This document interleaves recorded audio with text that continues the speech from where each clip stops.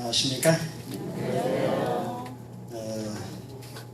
아주 특별한 악기로 특별한 찬양을 들려주신 우리 두 분에게 진심으로 감사를 드립니다.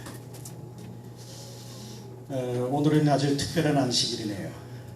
우리 성곡교회 담임 목사님께서 말씀을 전해야 되는데 또 부족한 저희들을 초청해 주셔서 이렇게 우리 살아가는 성곡교회 성도 여러분을 뵙게 돼서 얼마나 기쁜지 모르겠습니다.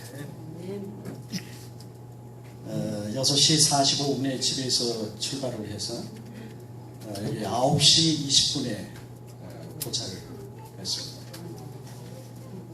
그래도 우리는 하나도 어렵지 않았고 여러분들을 만난다고 하는 것 때문에 아주 쉽게 한 30분 만에 온 것 같은 그런 기분이었습니다.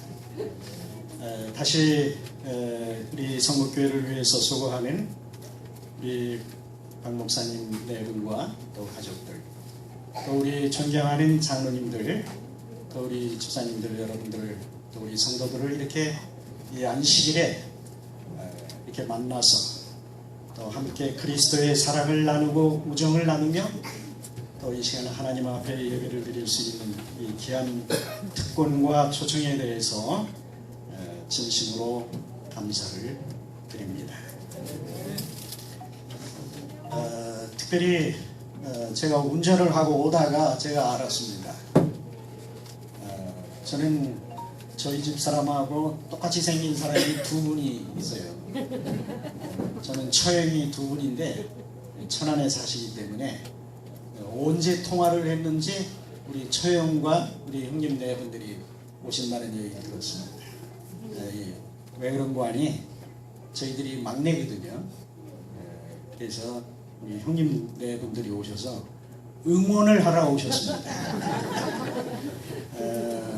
저는 오늘 설교라기보다 여러분들에게 왜 왔는고 하니 교회를 건축한다는 소식을 듣고 여러분 응원하러 왔습니다. 정말 하나님의 은혜 가운데 이 교회 기공으로부터 이제 시작을 해서 준공 또 마지막 헌당까지 하나님께서 축복해 주셔서 이 교회 건축이 하나님의 은혜 가운데 잘 맞춰지게 되기를 간절히 바랍니다. 제가 시조사에서 근무를 하다 은퇴를 했기 때문에 은퇴한 후에 시조사에서 나오는 책은 한 번도 빼놓지 않고 다 처음부터 끝까지 다 봅니다. 그런데 8호로 그 가정과 건강에 보니까 제가 아는 사람의 글이 있더라고요. 근데 거기에 보니까 뭐라고 쓰는 거 아니? 행복 체험 농장에 대해서 그 김기태 목사가 와서 여기 와서 글을 쓰는 내용이 있어요. 거기 보니까 꼬모토모라고 해서 꼬모토모 그 뜻이 뭔가 하니 꼬모가 모이고 토마토가 모인 곳이다 그렇게 되더라고요. 꼬모토모 그게 약자입니다. 여러분 스봉이 뭔지 아십니까? 바지. 일본 말로 바지입니다. 그렇죠? 근데 한국말은 뭔지 아세요? 쓰레기 봉투. 이게 스봉이라고 합니다. 지금 하도 약자를 써가지고요. 그 가정과 건강에 보니까 꼬모토모. 꼬꼬가 모이고 토마토가 모인 곳이다. 그런 뜻이랍니다. 근데 거기 내용에 보니까 꼬꼬가 이 행복체험농장에는 300마리가 넘는다고 그랬어요. 암탉과 수탉이 300마리가 넘는다. 꼬모토모에. 그래서 우리 성곡교회가 건축을 한다면은 암탉, 수탉 우리 남녀가 한 300명 이상이 모여서 하나님께 예배를 드리면 좋겠다.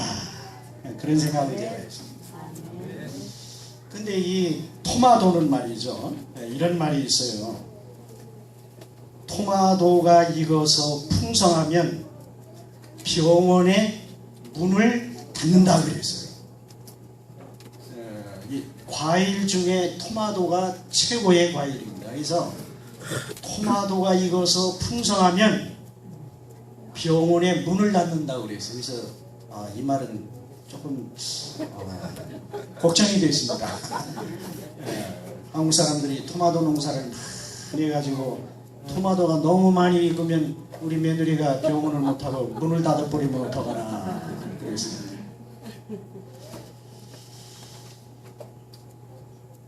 우리 하나님께서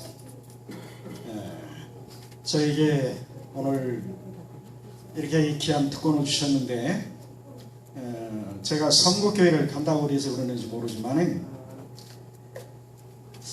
제 그 핸드폰에 여러 가지 메시지가 왔는데 특별히 은퇴한 저희 친구 목사와 또 저희 그 사돈되는 분이 똑같은 내용의 글을 저희 핸드폰에 문자로 보냈어요. 그래서 이게 선곡교회 가서 사용하라고 나한테 보내는 게 아닌가 그런 생각을 해서 한번 제가 읽어드리려고 합니다. 아마 보시는 분이 많이 계시겠죠. 어느 며느리가 시어머니에게 보낸 편지의 글입니다.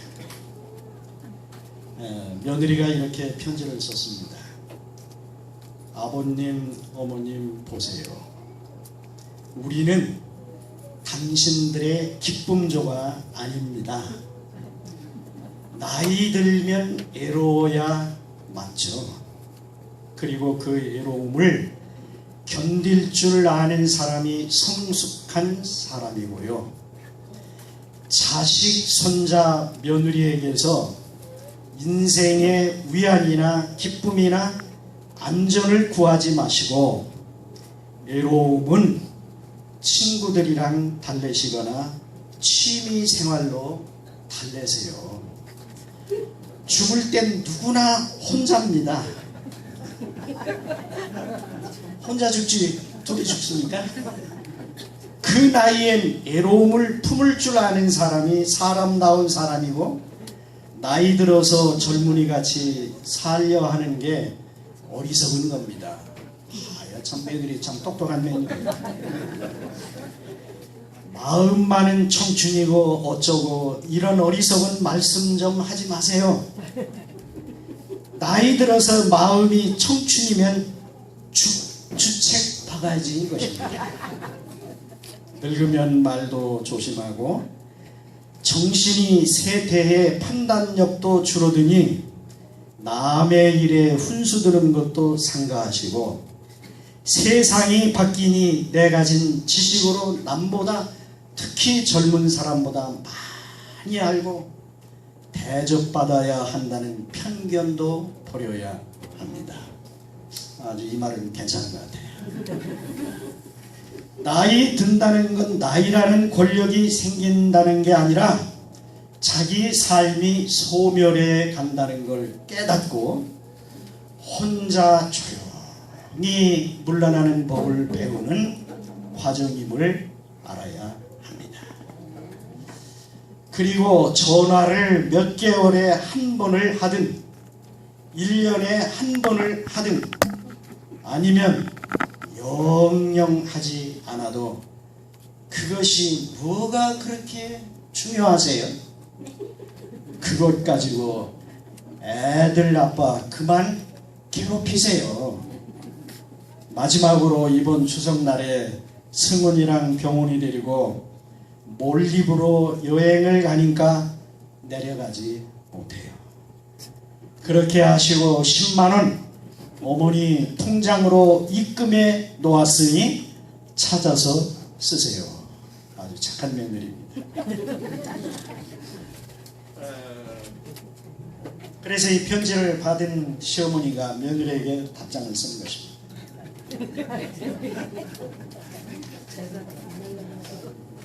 고맙다 며느리야. 형편도 어려울 텐데 이렇게 큰 돈 10만원씩이나 보내줘. 이번 추석에 고향에 내려오면 선산 판 거 90억 타고 요 앞에 도로 난다고 토지 보상받은 60억을 합해서 3남매에게 나누어 줄랬더니 바쁘면 할 수 없지 뭐 어쩌겠냐.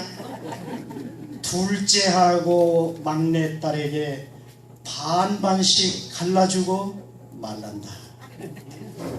내가 살면 얼마나 더 살겠니? 여행이나 잘 다녀와라.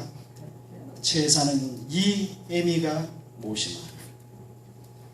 이렇게 시어머니가 며느리에게 편지를 썼어요. 그랬더니 또 이 편지를 받은 며느리가 즉시 답장을 했습니다.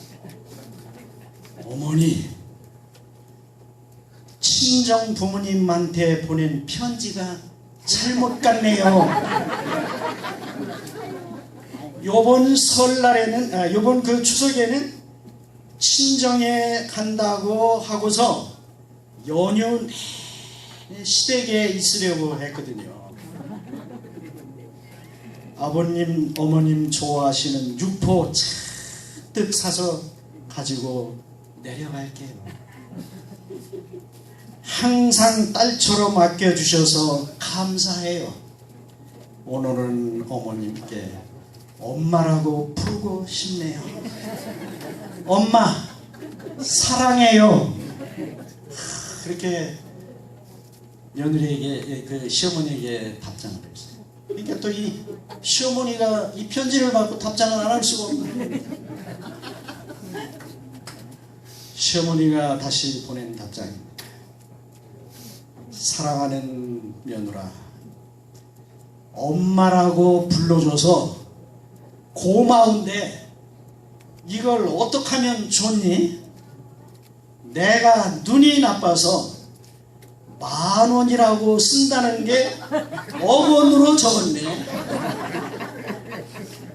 선산 판 거 90만원, 보상 받은 거 60만원 해서 제사 모시려고 장 봐놨다. 얼른 와서 제수상 만들어 다오. 사랑하는 내 딸아, 나는 너뿐이다. 나는 너만 믿는다. 참 재밌는 편지입니다.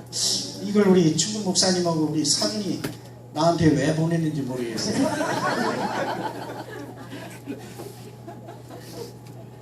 제가 선거를 간다는 게 보낸 것 같아서 이러겠습니다. 저희 두 며느리가 있는데 저희 두 며느리는 이렇지 않습니다.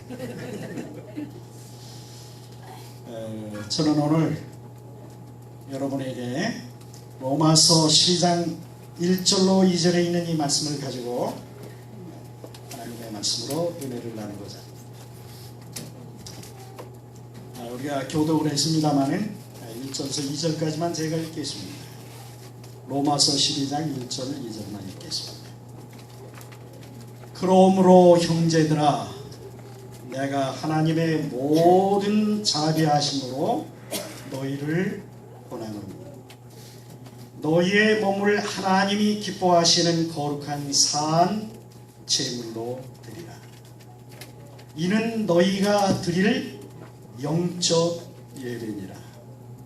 너희는 이 세대를 본받지 말고 오직 마음을 새롭게 함으로 변화를 받아 하나님의 선하시고 기뻐하시고 온전하신 뜻이 무엇인지 분별을 하도록 하라. 저는 오늘 이 아침에 우리가 하나님 앞에 거룩한 산 제사를 드리자 하는 이런 제목으로 말씀을 드리려고 합니다.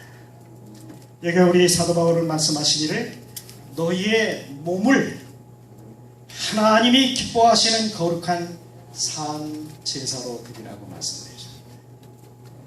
고린도전서 6장 19절로 20절에는 너희의 몸은 하나님께로 받은 거룩한 성령의 전이라고 말씀을 했습니다. 우리의 몸은 내 것이 아니라 하나님께 우리의 몸으로 영광을 돌리라고 말씀을 하셨습니다. 우리 그리스도인들이 드리는 제사와 예수님을 믿지 않는 사람들이 드리는 제사, 이 두 가지가 있습니다. 하나님을 믿지 않는 사람은 제사를 드리는데 죽은 제사를 드립니다.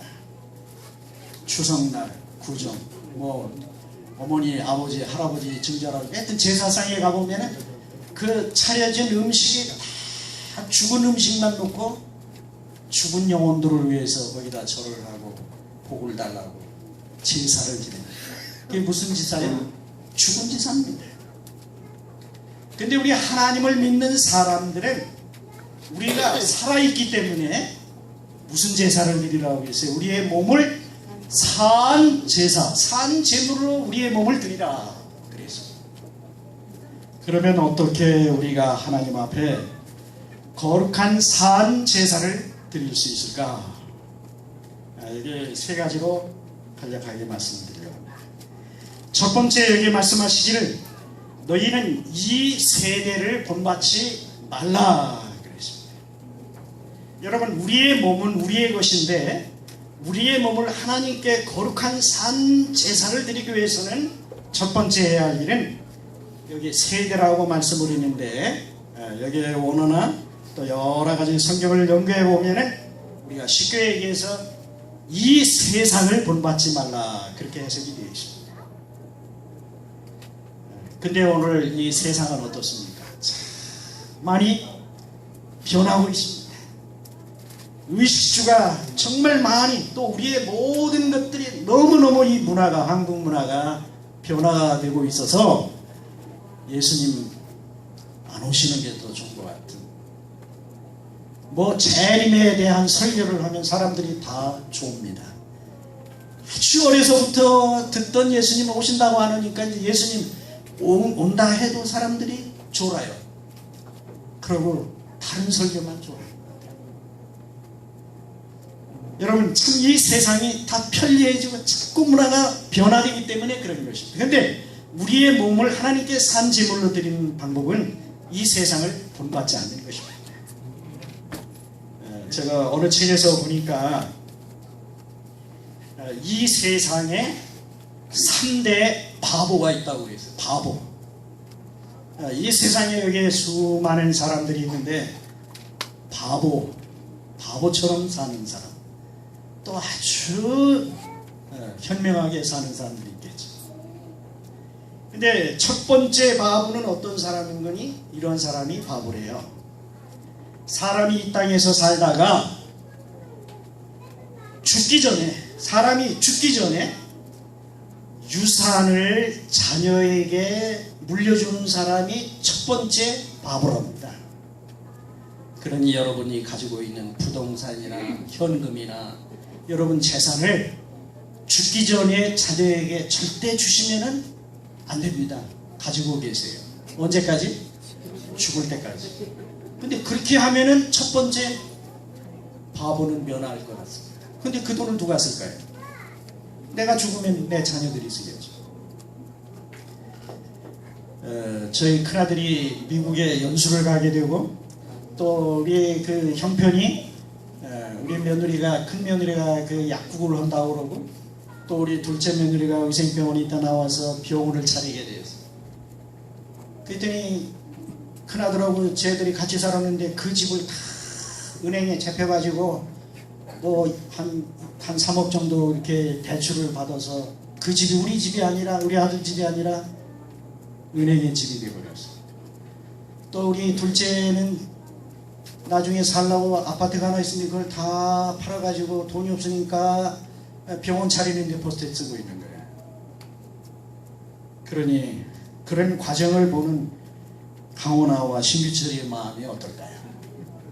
그래서 저희 집사람과 제가 가지고 있는 돈이 있었습니다.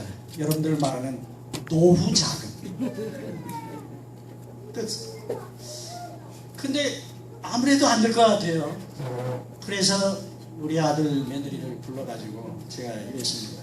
이제 저희 집사람하고 상의를 하고, 내가 죽으면 이 통장에 가지고 있는 거 늘 둘이 똑같이 나눠 가지라고 하려고 유산을 좀 가지고 있었는데, 또 또 우리가 어떤 일 당할지 모르니까 현금이 필요하다고 해서 이걸 가지고 있었는데 너희들이 뭐 이렇게 이 집도 은행에 잡히고 또 집도 팔고 이런 모습을 보면서 내가 가진 게 없으니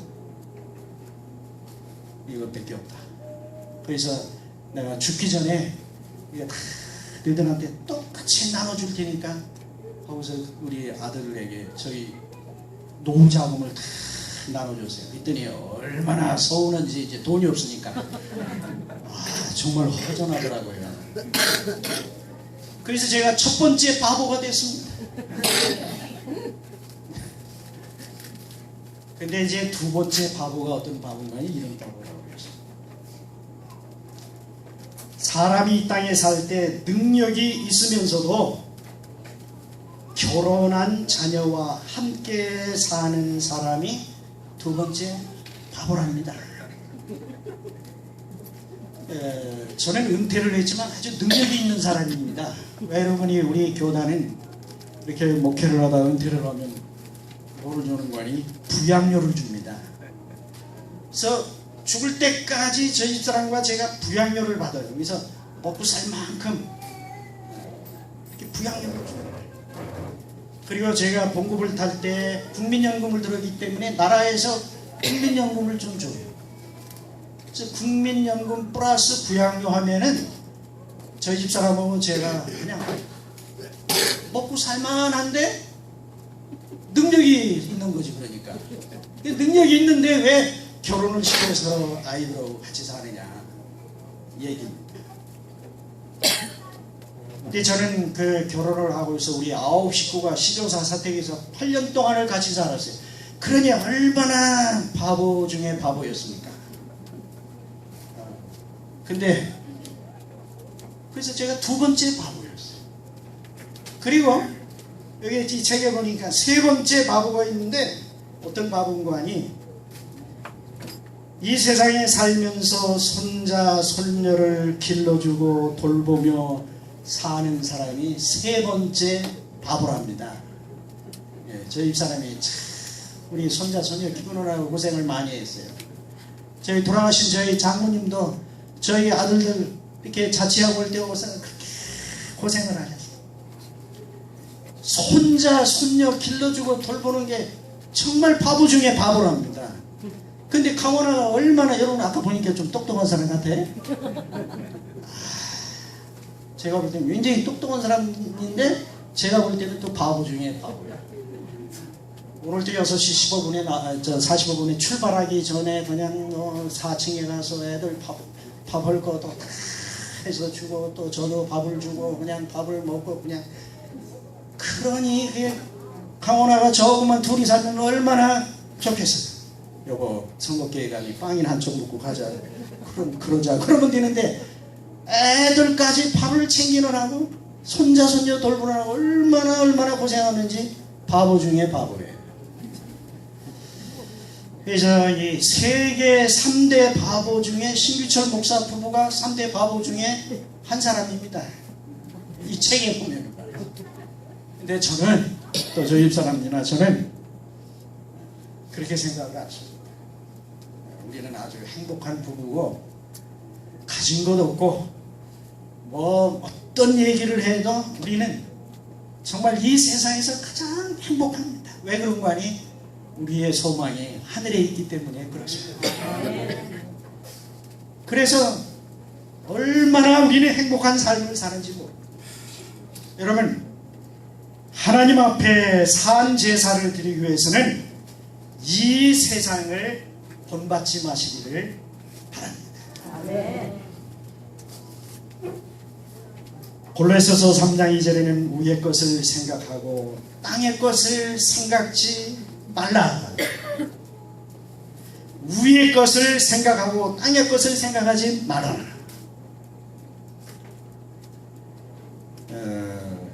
이것도 제가 오늘 책에서 봤는데 사람이 늙으면은 세 가지가 꼭 있어야 된대요. 첫째는 돈이 있어야 된답니다. 근데 돈도 내가 보니까 뭘 좋아하는 거 아니? 우리 신가를 굉장히 좋아하더라고요. 신가. 제가 신가거든요. 신사임당을 참 사람들이 좋아해요. 세종대왕보다. 저희 납신자 신사임당이 5만원짜리예요. 만원짜리나 천원짜리 동전으로 천원짜리보다 참 우리 대한민국 사람들이 우리 납신자 신가를 좋아하는 거에 대해서 제가 굉장히 좋아합니다. 하여튼 돈이 있어야 된다고 그랬고요. 두 번째는 친구가 있어야 된대요. 친구. 근데 이 세상에 살면서 세 번째 중요한 것이 뭔가 하니, 돈이 있고 친구가 있어도 무릎이 튼튼하지 못하면, 관절이 고장나면 소용이 없다. 이 말은 건강해야 된다는 겁니다. 건강하지 못하면 돈이 많아도 소용이 없고 친구가 있어도 소용이 없고 아무것도 소용이 없다는 것입니다. 여러분, 참으로 우리가 건강할 때 하나님을 위해서, 이 교회를 위해서, 우리의 가정을 위해서, 주님을 위해서 봉사하고 헌신하는 여러분과 제가 되기를 바랍니다. 우리의 하늘을 생각하고 땅의 것을 생각하지 말기를 바랍니다. 그래서 우리 사도 바울은 빌립보 3장 7절로 8절에 그리스도 예수를 아는 지식이 가장 고상함을 인해서 내가 그를 위하여 모든 것을 잃어버리고 배설물로 여겼다 그랬습니다. 여기에 두 번째로는 이렇게 사함 제물을 드리기 위해서 이렇게 말씀드렸습니다. 오직 마음을 새롭게 하고 변화를 받아라. 빌립보 2장 5절에는 너희 안에 이 마음을 품으라. 그 곧 그리스도 예수의 마음이니. 여러분, 우리가 하나님 앞에 우리의 몸을 헌신하고 우리의 몸을 산 제물로 드리기 위해서는 우리의 마음을 날마다 새롭게 변화를 받아야 하나님께 산 제사를 드릴 수 있다 그랬습니다. 여기에 이런 글이 있습니다. 고난을 바라보면 근심이 커지나 예수를 바라보면 근심이 사라진다. 참 좋은 글입니다. 이 세상 걱정, 근심, 고난을 바라보면 우리는 이 삶 속에서 근심이 커지고, 위에 계신 예수 그리스도를 바라보면 모든 걱정, 근심, 모든 이 세상의 것들이 다 사라진다고 말씀을 했습니다. 그래서 바울은 말하기를 너희 안에 이 마음을 품으라. 곧 그리스도 예수의 마음이니. 시편 51편 10절에는 내 속에 정한 마음을 창조하시고 내 안에 정직한 영을 새롭게 하소서. 저는 참 이 말씀을 좋아합니다. 여러분, 오늘 이 거룩하고 복된 안식일, 치유의 안식일, 회복의 안식일, 우리의 마음을 다시 한번 새롭게 대창조함을 받아서 우리의 마음이 예수 그리스도의 마음으로 변화되는 이 안식일이 되시기를 간절히 바랍니다. 에베소서 4장 22절로 23절에 구습을 쫓는 옛사람을 벗어버리고 오직 심령으로 새롭게 되어 새 사람을 입으라. 우리의 심령이 새롭게 되어서 새 사람을 입으라 그랬죠.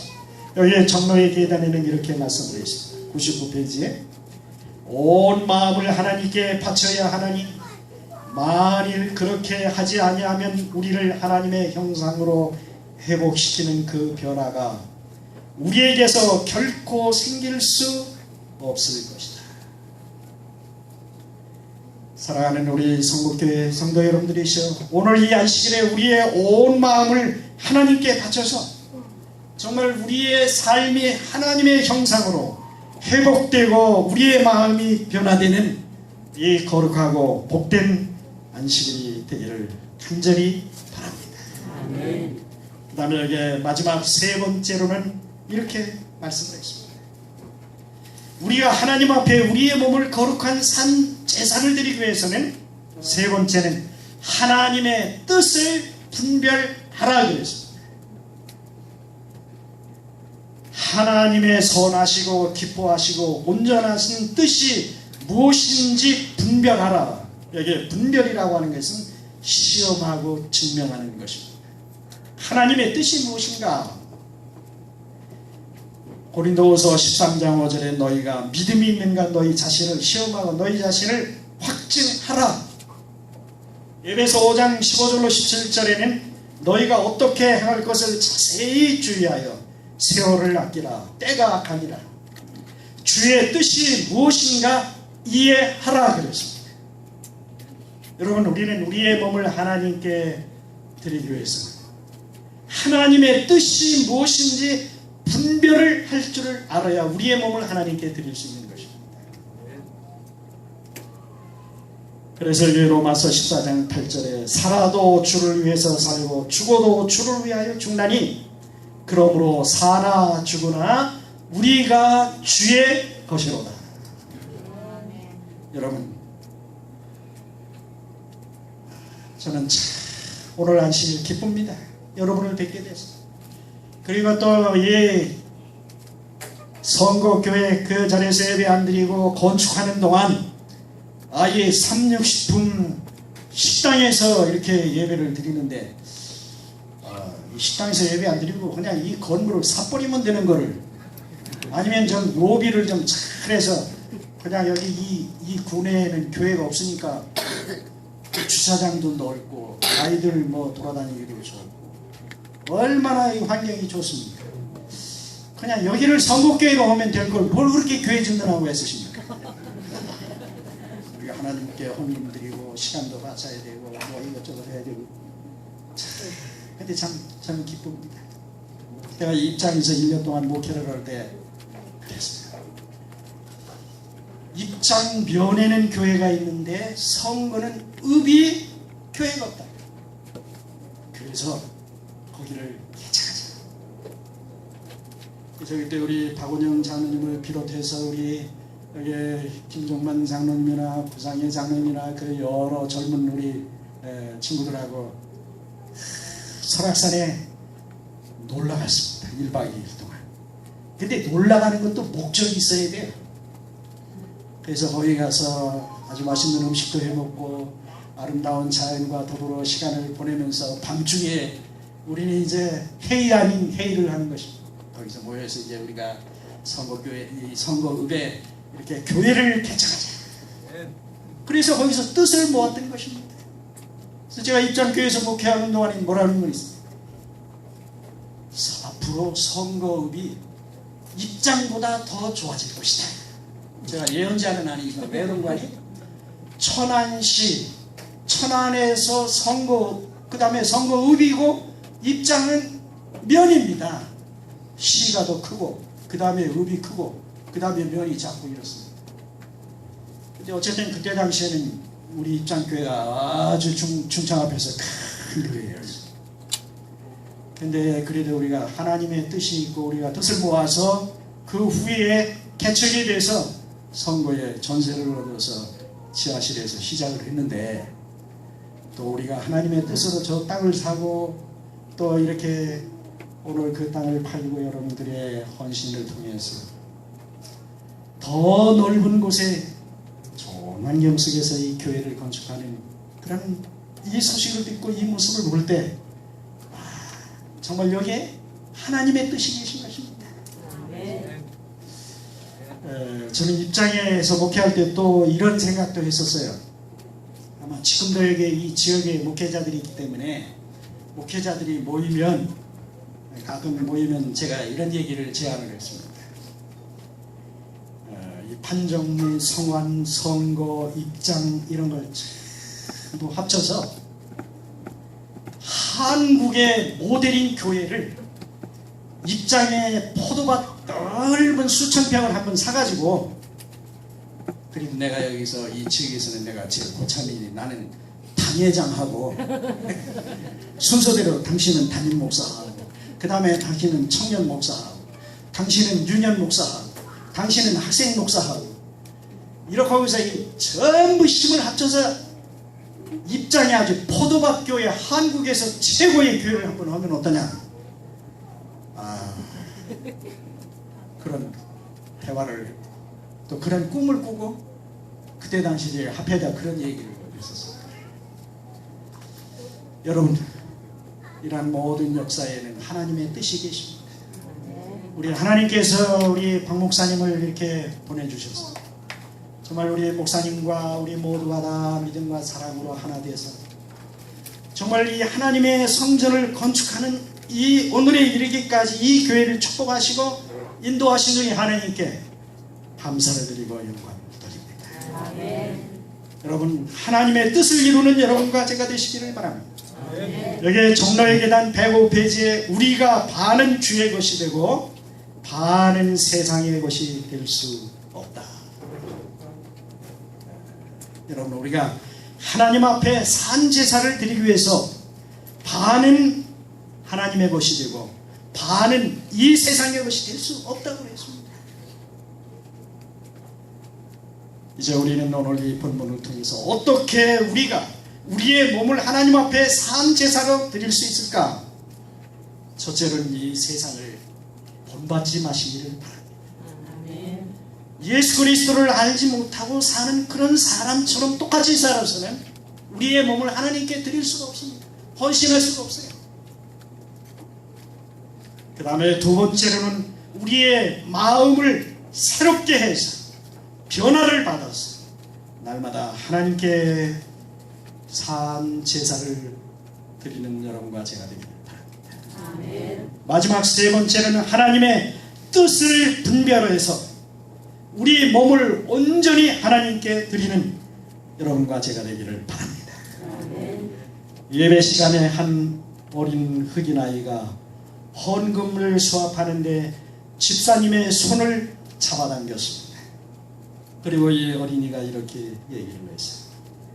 집사님, 헌금 바구니를 이 땅바닥에 좀 내려놓으세요.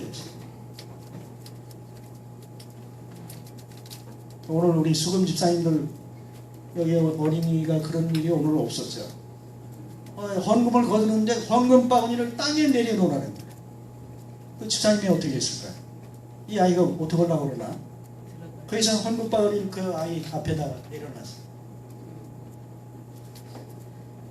그랬더니 이 아이가 어떻게 얘기를 하는 거니 한참 이렇게 서 있다가 그 집사님이 내려오는 헌금 바구니 속에 자기의 두 발을 갖다가 여기다 이렇게 헌금 바구니 속으로 들어갔어요. 그리고 이 아이가 이렇게 얘기를 했습니다. 사랑하는 예수님, 제 몸을, 저의 모든 것을, 저의 생명은 다 하나님께 바칩니다. 그렇게 얘기를 하고 이 아이가 헌금 바구니에서 나왔습니다. 이 소년의 이름이 누군가니? 로버트 모펫이라고 하는 소년이었습니다. 하나님께 헌금 바구니에 들어갔다 나온 자기의 생명과 자기의 몸과 모든 것을 하나님께 드린다고 헌금 바구니에 들어갔다 나온 이 아이가 후에 자라나서 아프리카의 최초의 선교사가 되었습니다. 그 사람이 누구니? 로버트 모펫이라고 하는 사람입니다.